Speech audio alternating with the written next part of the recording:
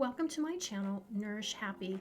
If you're interested in learning more with me about how to eat, how to manage your food, your fitness, your faith to create more joy in your life, then please hit the subscribe button. You're probably brand new here because so am I. This is my first video, and I just wanted to share with my family and friends and the public about what I have experienced using a continuous glucose monitor. Now, the first thing I want to bring up, the very obvious, is some of you may be rolling your eyes. I mean, I may have done that too. Why are people wearing a continuous glucose monitor? If you're not diabetic, why wear one?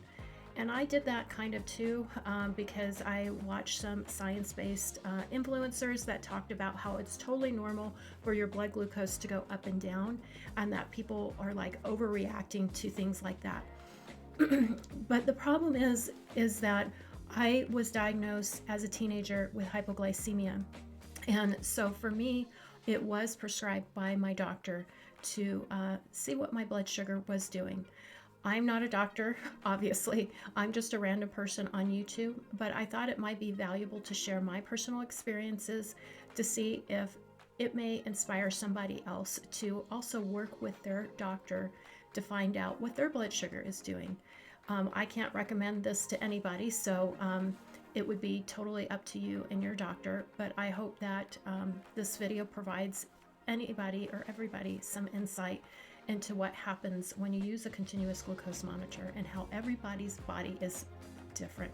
That is the one surprising result I found, because I always just wanted to find, just the best diet that applies to everybody and follow that. Go look it up on Harvard, look up all their studies and say, oh, you're supposed to eat this, this, and this, and that'll all be healthy.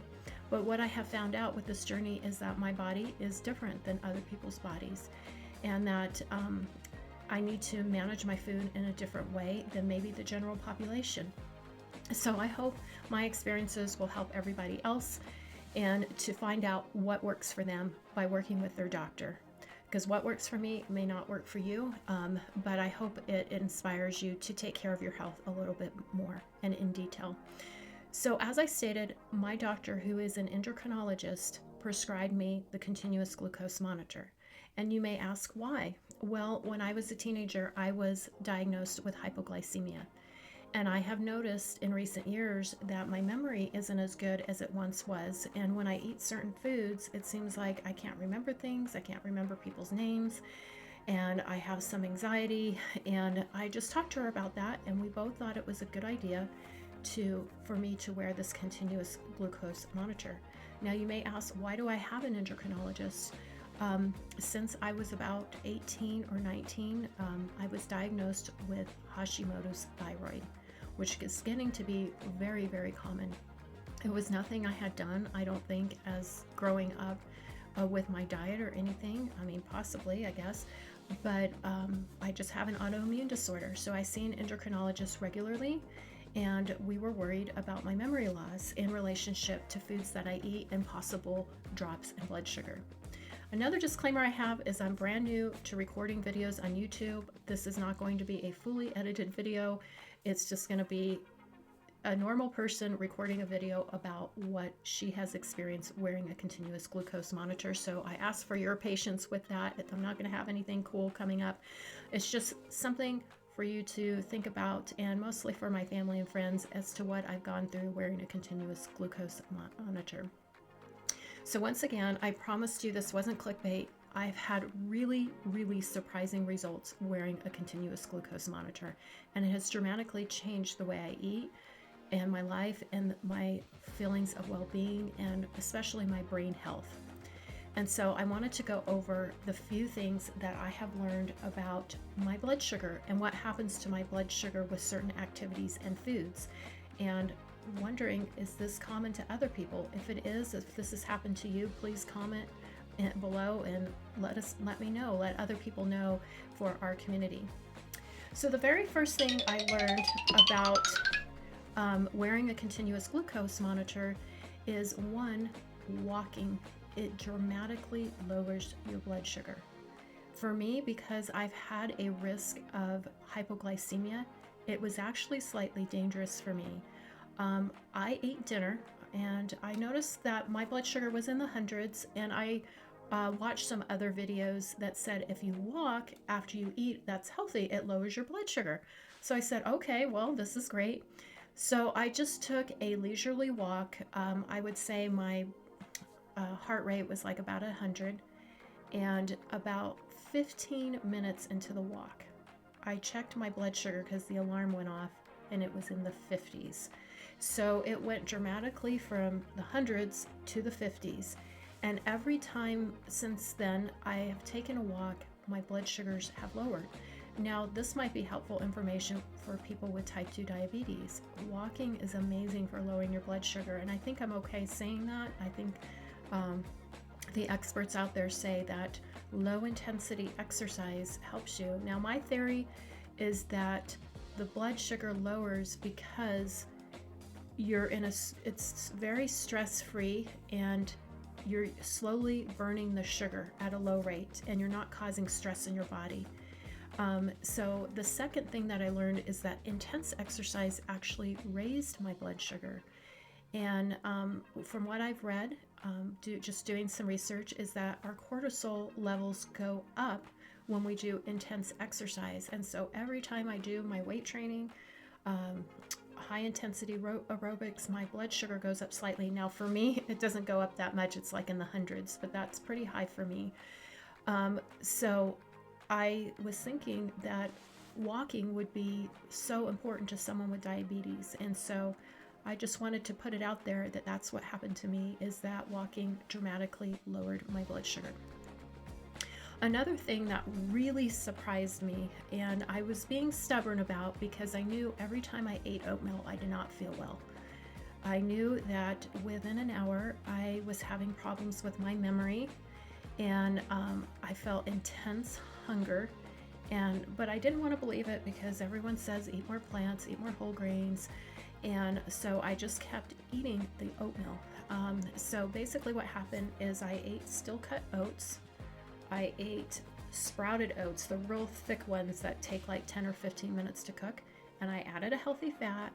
I added protein. I had egg whites with it. I had chia seeds in the still cut oats, and I had flaxseed in the oatmeal. And both times my blood sugar shot up and then went down below healthy levels. And I was starving the whole day. Well, I don't like to use that word starving, but you know what I mean. I felt intense hunger, anxiety, and it just wasn't good for me. I'm not saying that oatmeal is bad, but for me, I must have some type of a sensitivity to it. And so I've stopped eating that. For my next video, I'll probably try different things like quinoa, buckwheat, etc. But for some reason, I have a sensitivity to oats, and no matter what form I eat them in, even if I eat them with a fat and a protein, it spikes my glucose.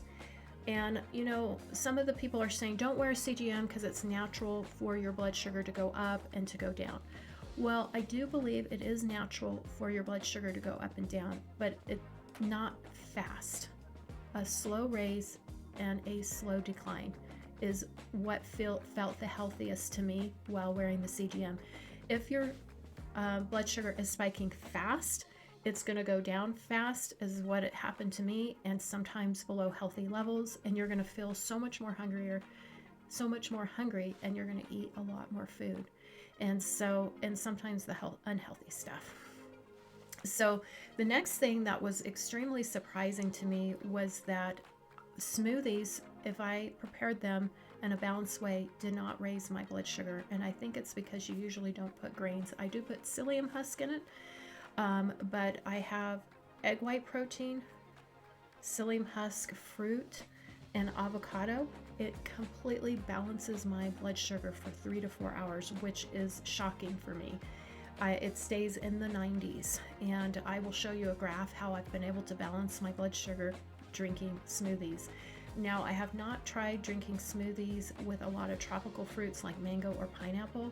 I usually do like a half a banana or 1.5 cup blueberries, and I keep it pretty low glycemic. So I have not tried it with more tropical fruits, but I have been shocked, and now smoothies are my go-to. because they balance my blood sugar, and I feel like I can think more clearly because I'm eating a lot of vegetables as well, because I put a whole cup of kale, and I'll put my recipe in the description box below. The next surprising thing that I came to find out is that stress increases blood sugar in me. Anytime I feel stressed, probably during this video, my blood sugar will be in the hundreds, and I know that's not high, and there's nothing to be concerned about, but when you have reactive hypoglycemia, that's like pretty high. If I don't balance my blood sugars, they'll be in the 80s, low 80s, and sometimes go into the 70s, and alarmingly, as I stated below,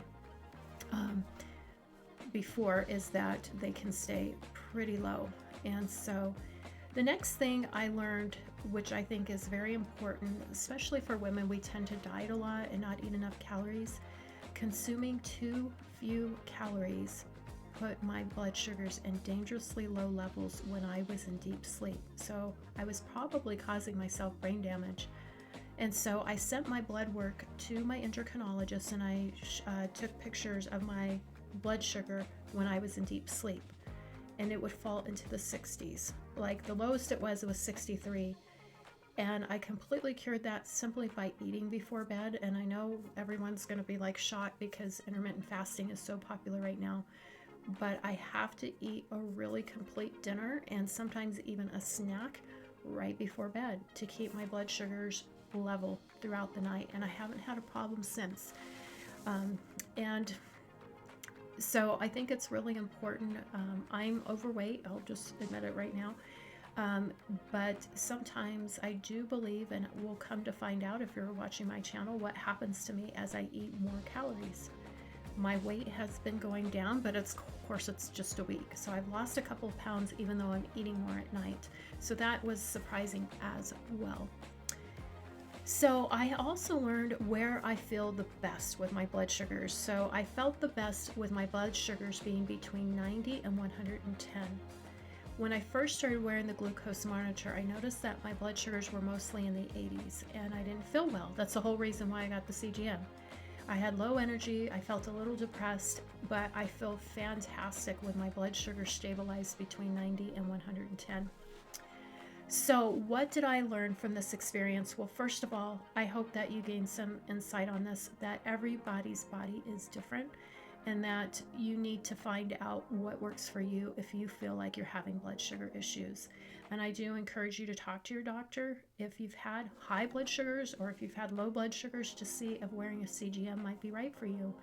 And let's not judge other people, roll our eyes that people are wearing CGMs and how they're a waste of time, because literally, I think this has saved my brain health, and I'm so thankful that I had a great doctor to prescribe this and learn more about myself.